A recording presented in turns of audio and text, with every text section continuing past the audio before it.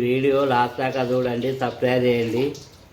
ఆలుగడ్డ బజ్జీ ఎలా చేసుకున్నాం వీడియో చూపిస్తాం. ముందుగానే శనగపిండి తెచ్చుకున్నాం, దానిలో తగినంత ఉప్పు, కొంచెం తినే సోడా వేసుకొని కారపొడి వేసి కలుపుకున్నాం. ఇక ఆలుగడ్డను పైపొట్టు కోసి గుండ్రగా చిన్న చిన్న పలసగా ముక్కలు కోసుకున్నాం. స్టవ్ అంటు పెట్టినాం, స్టవ్ పైన ముక్కలు పెట్టినాం, అందులో నూనె పోసుకున్నప్పుడు నూనె వేడైంది. ఇగో ఆలుగడ్డని ఇలా ముంచుకుంటూ ఇందులో వేసుకోవాలి. ఇలా ముంచుతూ ఇలా వేసుకో, ఇలా మధ్య మధ్యన మర్రెత్తూ ఉండాలి. ఇప్పుడు ఎలా ఉబ్బినాయో ఆలుగడ్డ బజ్జీలు, మన బుగ్గ శాస్త్రం ఉబ్బినాయి.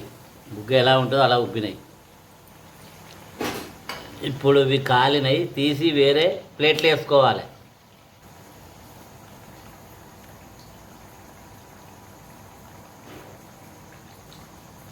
ఆలుగడ్డ బజ్జీలు రెడీ అయినాయి, గుమగుమలాడుతున్నాయి. వేడి వేడి తింటే చాలా రుచిగా ఉంటాయి, మళ్ళీ కావాలనిపిస్తాయి.